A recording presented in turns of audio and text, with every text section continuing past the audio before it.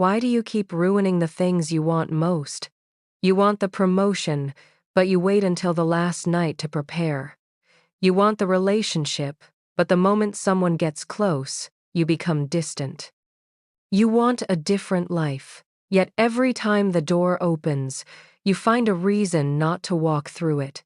And that is the part that hurts. Because from the outside, it looks like laziness, fear, a lack of discipline. But what if the part of you destroying the opportunity is not trying to destroy you? What if it is trying to protect you from something you have never learned to name? By Friday night, Leah Moreno would miss the dinner she had promised not to miss, send the wrong version of the most important proposal of her career, and watch someone else walk into the meeting she had spent 2 years earning. She would blame her workload. Then her boss would ask one question that made that explanation impossible. Hi, I'm Sarah, and this is Wise Mind Stories. In this episode, you'll learn why self-sabotage is often not a lack of desire, but a conflict between two needs, and how to identify the hidden benefit inside a behavior that keeps costing you the life you say you want. The email. At 8:12 on Monday morning, Leah's laptop chimed. She was standing at the kitchen counter, drinking coffee that had already gone cold, while Daniel packed 2 lunches into a canvas bag. "You're doing it again," he said. Leah did not look up. "Doing what?" "Reading an email like it contains a bomb." The subject line read, "Haven Final Leadership Review." Haven was Northline House's refillable cleaning system. Customers would buy one durable bottle, then use concentrated refill tablets instead of purchasing new plastic every month. Leah had found the original consumer insight. She had named the project. She had fought for its budget through 3 rounds of cuts. Now Priya Shah, Northline's vice president of brand, was offering her the thing she claimed to want. If Leah presented the final strategy to the executive team on Friday, and if the board approved the launch, she would be the clear candidate for creative director. Daniel read her face before she spoke. "This is good, right?" "It could be." "Leah, it's not done." Daniel glanced at the clock. "Nothing is ever done when you're afraid to show it to anyone." She closed the laptop harder than she meant to. Friday was also their 5th anniversary. 3 weeks earlier, Leah had reserved a table at Arenda, the restaurant Daniel had been talking about since winter. She had placed the confirmation card on the refrigerator as proof that this year would be different. Work would not swallow the evening. She would not arrive 40 minutes late with an apology already shaped like an excuse. She would be there. 7:30, Daniel said, touching the card with one finger. "I know." "Say it," Leah almost laughed. "I will be at dinner at 7:30. Daniel smiled, but not completely. "I want to believe you." That sentence followed her all the way to work. The person everyone trusted. Northline House occupied 4 brick floors above a converted train depot. Its walls were filled with photographs of linen sheets, ceramic bowls, and immaculate rooms in which nobody seemed to own a phone charger. Leah's real talent was making all of it feel necessary. She understood that people rarely buy a product because of what it is. They buy the person they imagine becoming once it belongs to them. That morning, her team gathered around a long oak table. Noah Kim, another senior strategist, had finished the financial story. The research team had verified the claims. Design had prepared 3 campaign routes. All Leah had to do was choose. "I like Route 2, Noah said. "It's clear. The customer gets it in 3 seconds." On the screen, the headline read, "One bottle, a lighter home." The team waited. Leah zoomed in on the smallest line of text. "The spacing is off." The designer blinked. "We can fix the spacing." And lighter might sound like the formula is diluted. The product copy explains. People don't read product copy. Noah leaned back. Then Route 1? Leah opened Route 1. Then Route 3. Then the research deck from 6 months ago.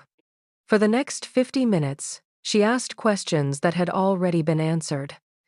When the meeting ended, nobody knew which route had been chosen. Priya stayed behind. The work is ready, she said. It can be stronger.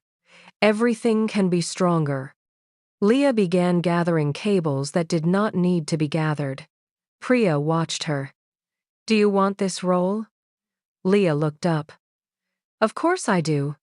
Then stop making the team prove that you're the only person who can save the work. The sentence felt unfair. That was how Leah knew it had found something. The first reversal. We usually describe self-sabotage as if one person lives inside us, one person with one goal, making irrational choices against that goal. But Brianna Wiest begins with a more useful idea.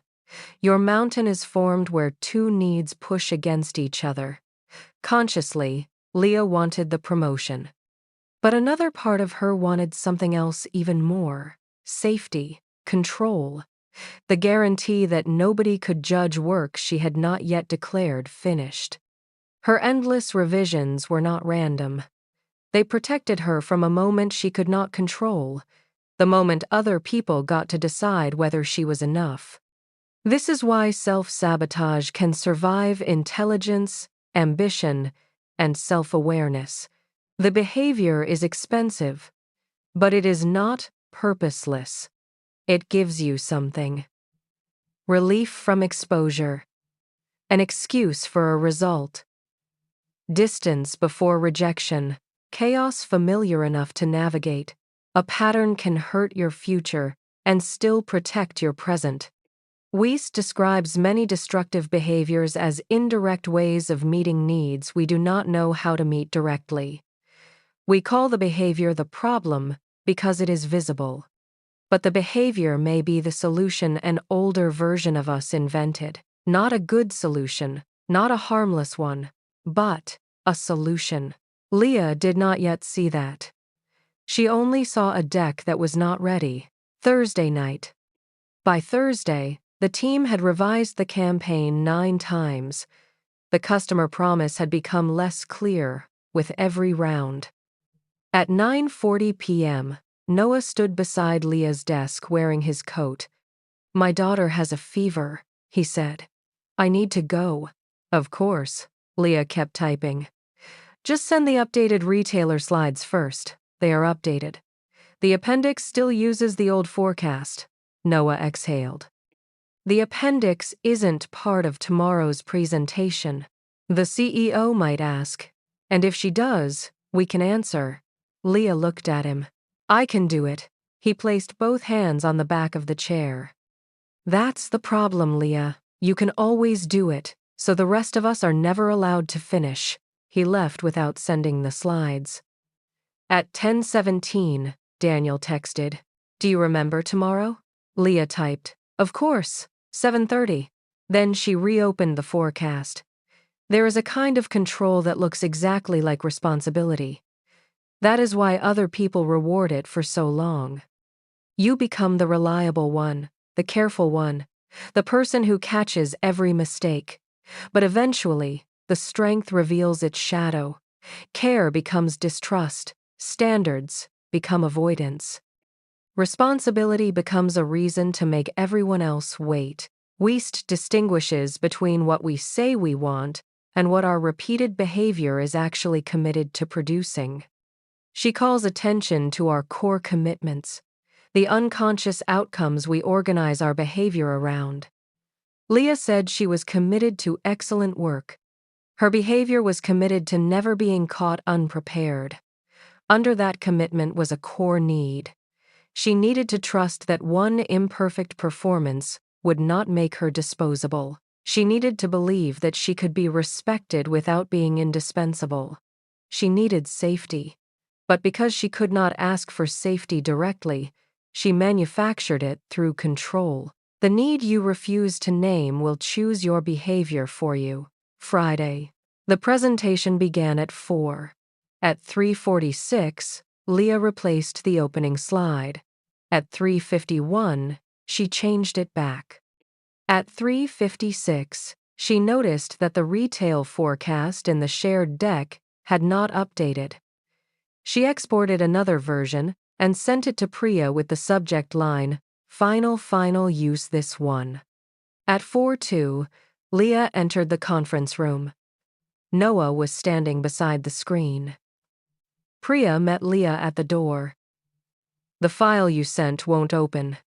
I have it here. The meeting started 2 minutes ago. It will take 30 seconds. Priya lowered her voice. You had a week. Inside the room, the CEO asked if they were ready. Priya looked at Leah for one long second. Then she said, Noah will take the first half. It should not have mattered. Noah knew the work. The meeting could continue. But as Leah sat down, something inside her collapsed. She had spent the entire week preventing the possibility of looking unprepared, and in doing so, she had created it. That is the cruel efficiency of self-sabotage. It often produces the exact outcome it promised to protect you from.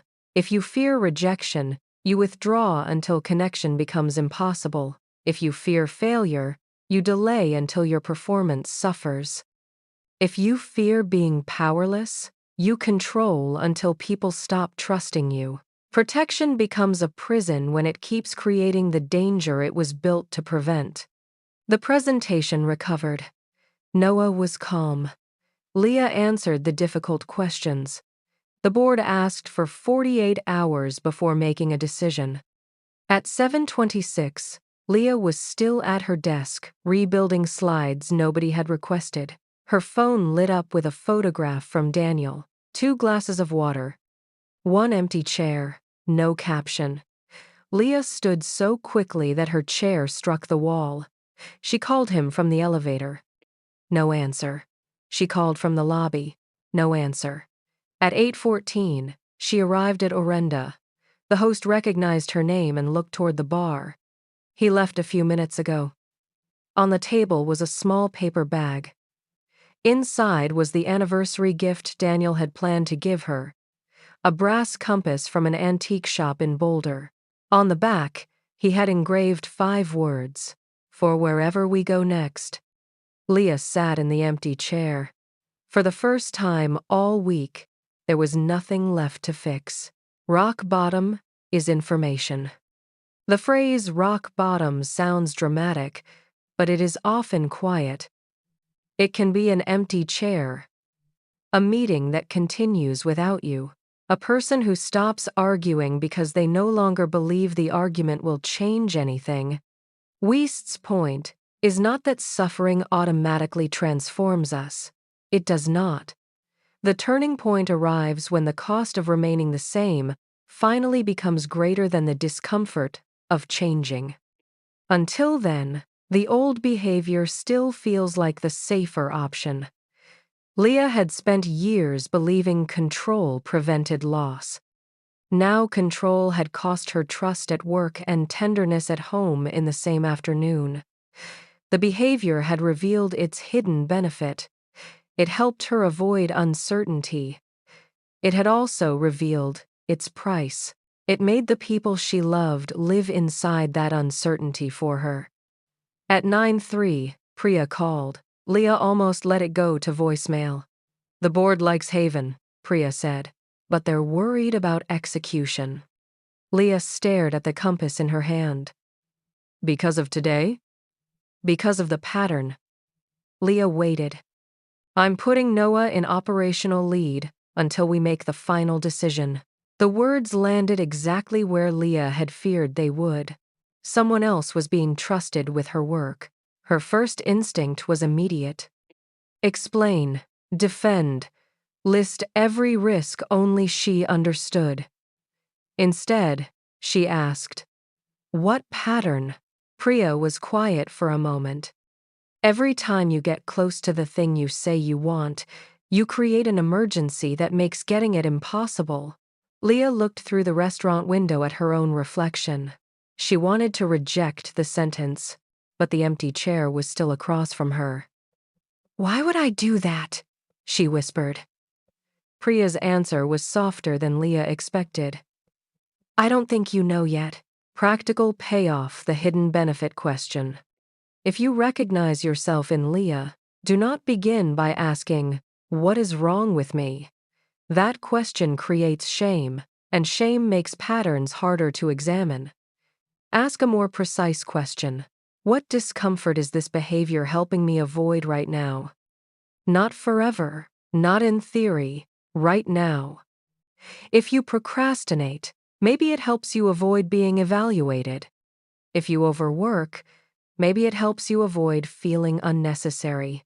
If you keep choosing unavailable people, maybe it helps you avoid the risk of being fully known. Do not excuse the behavior. Translate it. Then write 2 short lines. This behavior gives me. This behavior costs me. That is all for today. Awareness is not the summit, but it is the moment you stop pretending the mountain appeared from nowhere. Self-sabotage is not proof that you do not want a better life. It may be proof that some part of you does not yet believe a better life will be safe. Your work is not to hate that part into silence. Your work is to understand what it has been protecting and learn a less destructive way to meet the need beneath it. Tonight, ask the hidden benefit question once. Choose one repeating behavior. Name what it gives you. Name what it costs you.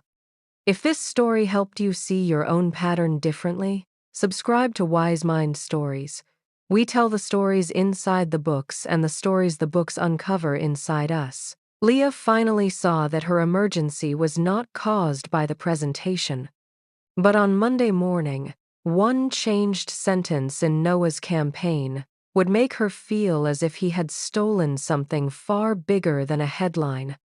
And the question would no longer be why she sabotaged the opportunity. It would be this: why did something so small hurt so much? Next episode teaser. Noah changes 7 words in the Haven campaign. Leah reacts as if he has erased 2 years of her life. By nightfall, the same anger follows her to her mother's dinner table and exposes a wound that has been choosing her reactions for years. Teaser line. Sometimes the thing that triggers you is not the danger, it is the map.